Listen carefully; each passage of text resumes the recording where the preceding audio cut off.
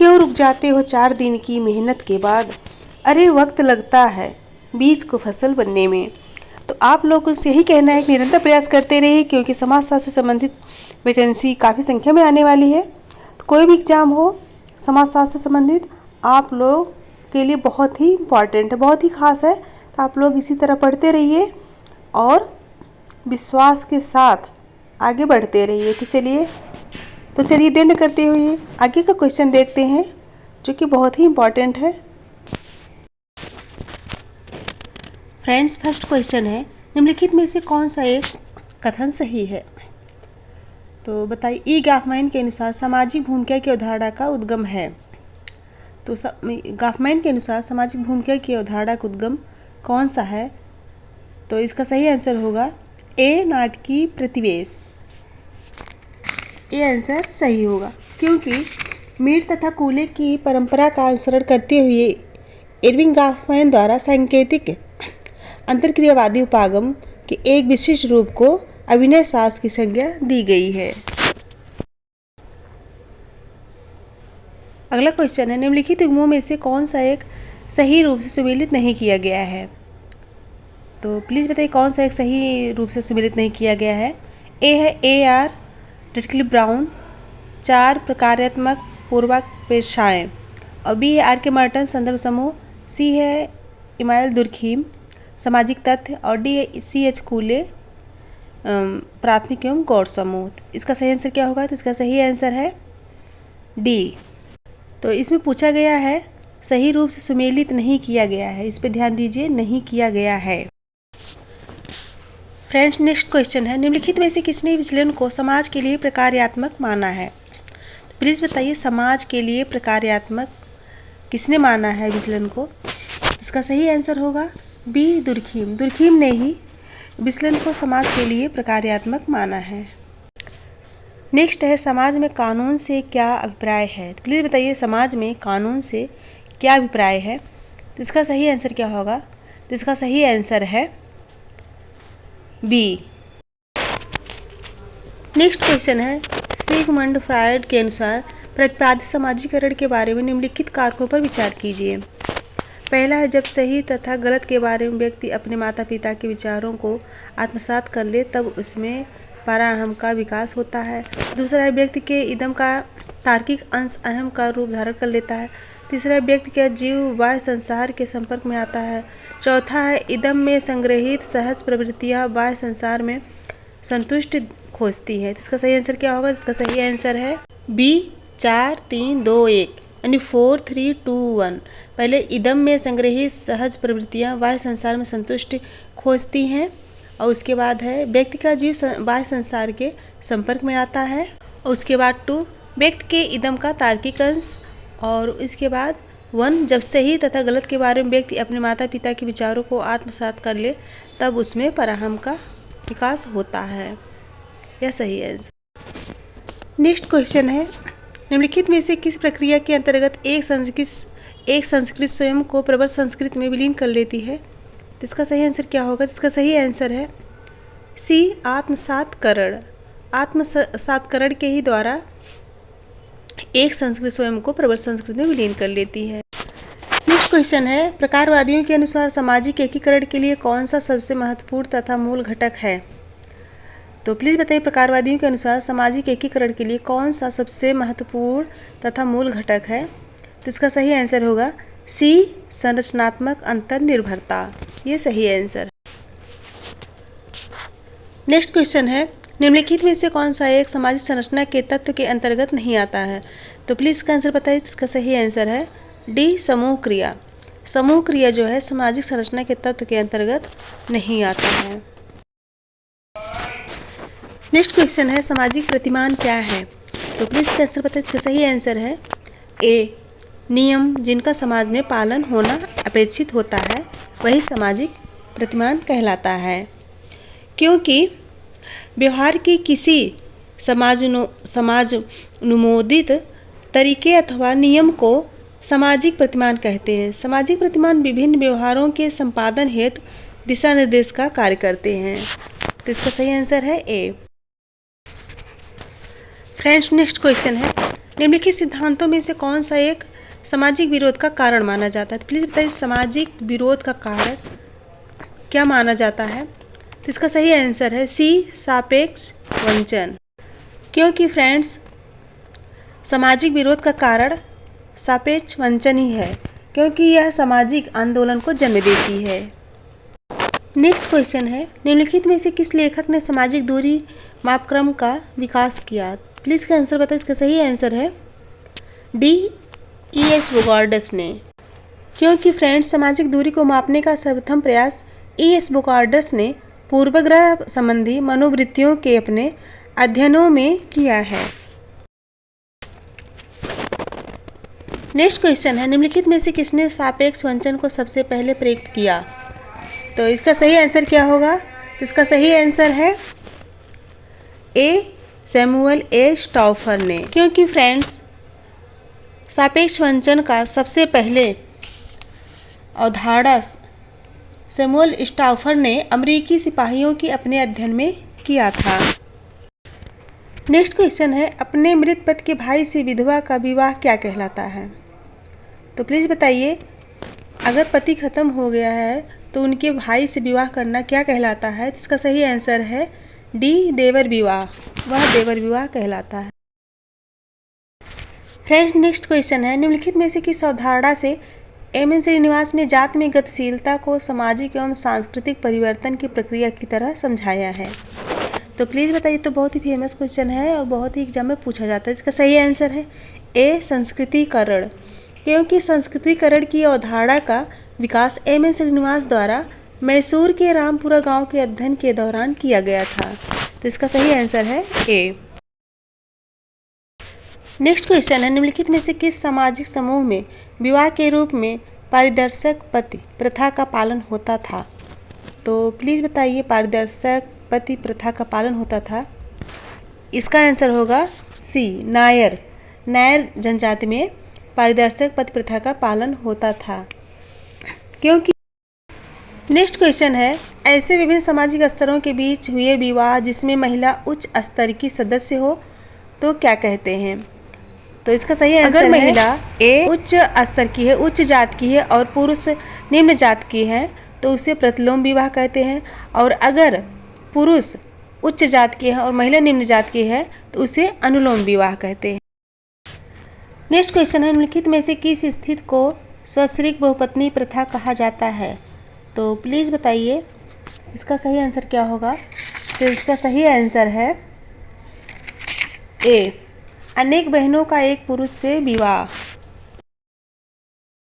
क्योंकि यह बहुपत्नी प्रथा का ही रूप है।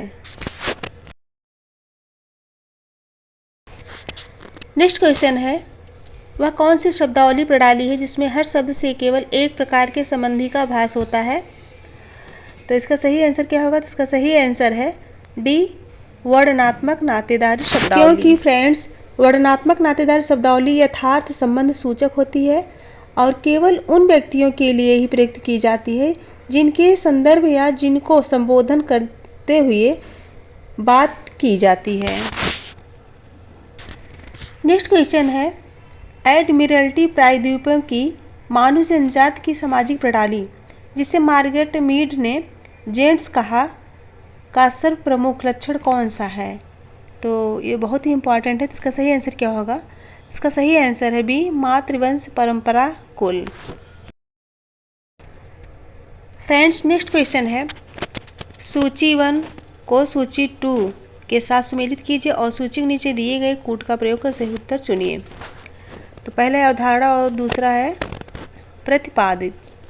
तो अवधारणा में तृतीय विश्व, नौकरशाही, कुलीन तंत्र का लौह नियम और डी है रहस्यात्मक सहभागिता का नियम। और प्रतिपादित में है लुसियन लेवी ब्रूल और मॉन्जी द गोडने और रॉबर्ट मिशेल और अल्फ्रेड सॉवी।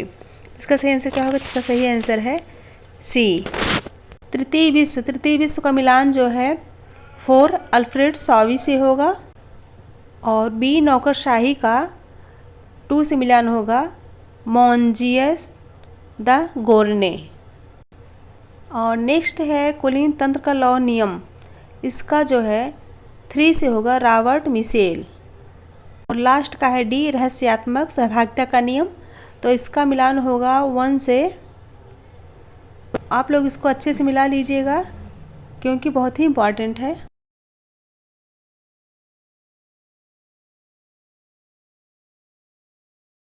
नेक्स्ट क्वेश्चन है, निम्नलिखित कथनों में से कौन सा एक सही है? औद्योगिक समाज का अर्थ है। तो औद्योगिक समाज का अर्थ है, इसका सही आंसर क्या होगा? इसका सही आंसर है गैसल सॉफ्ट का टॉनिस का मॉडल। यह जो है टॉनिस का मॉडल जो है यह सही आंसर है।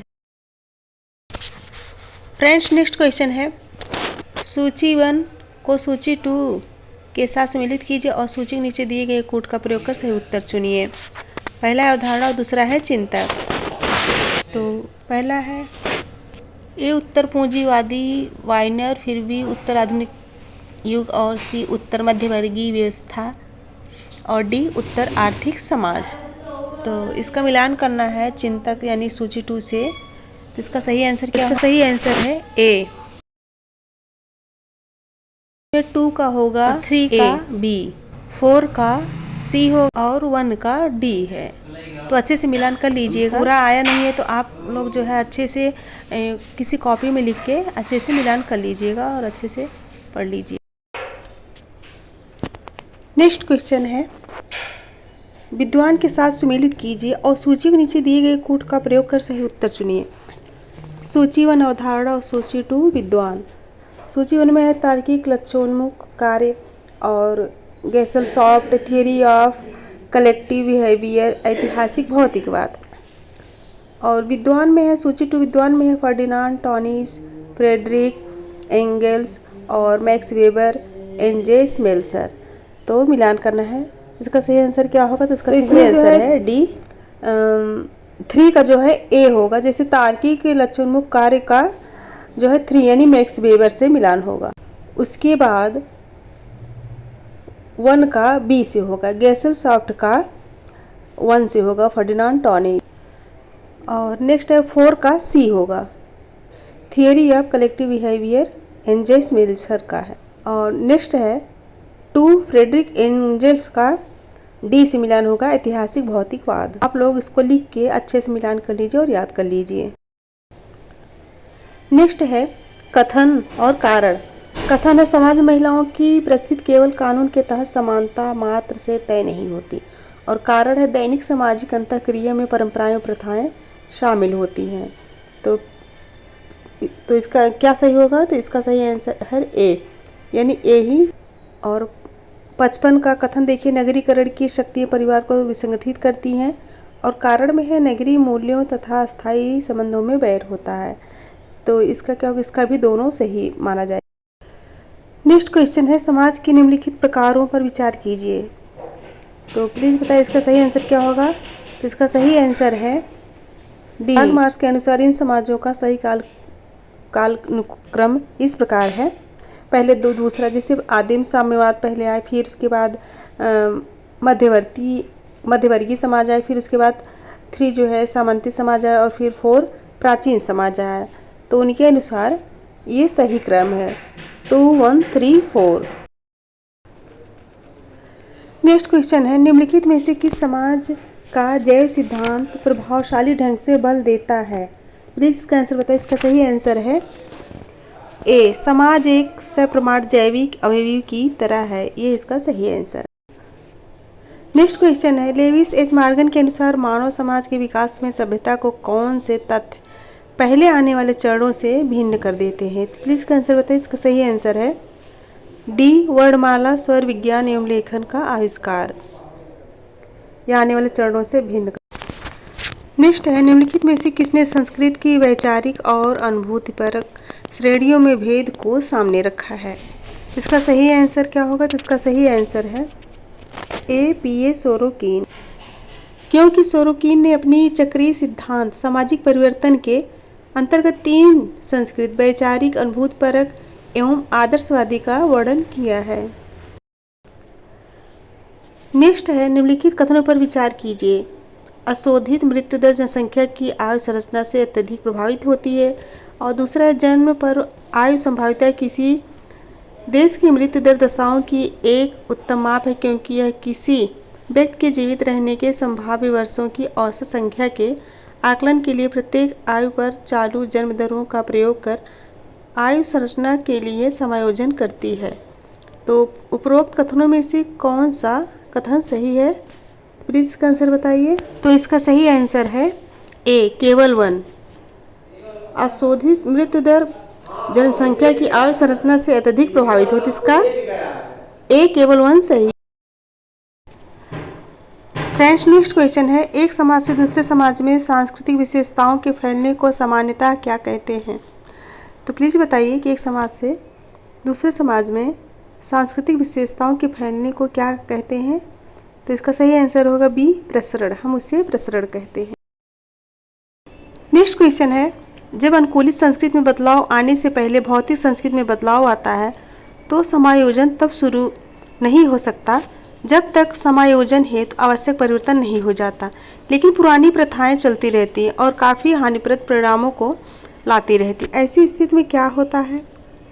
प्लीज़ बताइए, ऐसी स्थिति में क्या होता है? इसका सही आंसर होगा ए, सांस्कृतिक वंचन, क्योंकि सांस्कृतिक विलंबना की अवधारणा का सर्वप्रथम प्रयोग आगमन ने किया था और यही इसका सही आंसर। फ्रेंड्स, नेक्स्ट क्वेश्चन है, सांस्कृतिक सापेक्षवाद का क्या अर्थ है? ए, हमारे मानने हेतु कोई सार्वभौमिक सांस्कृतिक प्रतिमान नहीं है। बी, हरेक की सामाजिक संस्थाओं के प्रति दृष्टि अपने सांस्कृतिक परिप्रेक्ष्य से ही तय होती है। सी, सांस्कृतिक विशेषताओं के प्रकार तथा अर्थ उनके सामाजिक विन्यास के अनुसार होते हैं। डी, यह विश्वास कि अपनी संस्कृति अन्य की संस्कृति से श्रेष्ठ है। इसका सही आंसर क्या होगा? तो इसका सही आंसर है डी, यह विश्वास कि अपनी संस्कृति अन्य की संस्कृति से श्रेष्ठ है। सांस्कृतिक सापेक्षवाद इस बात पर बल देता है कि अवधारणाएं सामाजिक रूप से निर्मित होती हैं। नेक्स्ट क्वेश्चन है, ऐसी स्थिति जिसमें लोग अपने सांस्कृतिक मूल्यों को सार्वभौमिक रूप से वैध मानते हैं और अन्य सभी संस्कृतियों की तुलना में उन्हें श्रेष्ठ मानते हैं, को क्या कहते हैं? तो जो अपनी संस्कृति को श्रेष्ठ मानते हैं उन्हें हम निजात केंद्रवाद कहते हैं। यानी कि निजात केंद्रवाद एक ऐसी प्रवृत्ति है जो व्यक्ति को अपने समूह के मूल्यों के अनुसार संदर्भित घटनाओं एवं पहलुओं के मूल्यांकन की ओर प्रवृत्त करती है। इसका सही आंसर होगा सी। नेक्स्ट क्वेश्चन है, निम्नलिखित कथनों पर विचार कीजिए। टालकट पार्सन्स के प्रकारात्मक परिप्रेक्ष्य के अनुसार सारे समाज निम्नलिखित प्रकार्यात्मक समस्याओं का हल करते हैं। तो पहला है विन्यास और अनुरक्षण, दूसरा है लक्ष्य प्राप्ति और तीसरा है अनुकूलन और चौथा है समाकलन। इसका सही आंसर क्या होगा? तो फ्रेंड्स, का सही आंसर है डी, 1 2 3 4, यानी पहले विन्यास, अनुरक्षण, फिर लक्ष्य प्राप्ति, अनुकूलन, फिर उसके बाद समाकलन। क्योंकि पार्सन्स ने एजिल मॉडल के तहत जो है प्रकार्यात्मक परिप्रेक्ष्य का वर्णन किया था। नेक्स्ट क्वेश्चन है, परिवार को प्राथमिक समूह की श्रेणी में रखा जाता है। परिवार को प्राथमिक समूह की तरह दर्शाने के लिए समाजशास्त्रियों द्वारा किन अन्य शब्दों का प्रयोग किया जाता है? तो प्लीज इसका आंसर बताइए। इसका सही आंसर क्या होगा? तो इसका सही आंसर है ए। नेक्स्ट क्वेश्चन है, निम्नलिखित में से कौन सा युग्म सही रूप से सुमेलित नहीं किया गया है? प्लीज बताइए कौन सा युग्म सही रूप से सुमेलित नहीं किया गया है? तो इसका सही आंसर होगा डी। यहाँ पूछा गया है नहीं, तो नहीं में समनर जो है अंतःसमूह बहिर्समूह का अवधारणा, अंतःसमूह बहिर्समूह की अवधारणा नहीं दिए हैं। CH कूलेन प्राथमिक समूह की अवधारणा दिए, पार्सन्स जो है प्रत्यक्षवाद और आर के मार्टन ने संदर्भ समूह की अवधारणा दी है और समनर ने अंतर समूह बाह्य समूह का अवधारणा। फ्रेंड, समनर जो है निजात केंद्रवाद की अवधारणा दिए हैं जो कि बहुत ही फेमस है। फ्रेंड्स, लास्ट में फिर मैं कहना चाहती हूँ कि अगर वीडियो पसंद आए, अगर आप लोगों को क्वेश्चन समझ में आए और मेरा पढ़ाने का तरीका आप लोगों को अच्छा लगे तो वीडियो को ज़रूर लाइक सब्सक्राइब कीजिएगा और कमेंट में ज़रूर बताइएगा कि यह क्वेश्चन आप लोगों के लिए कैसा है। फ्रेंड्स, मैं ज़रूर देखूंगी कि आप लोगों ने धन्यवाद किया है कि नहीं। मैं कमेंट का इंतज़ार करूंगी बेसब्री से। तो आप लोग भूलिएगा नहीं।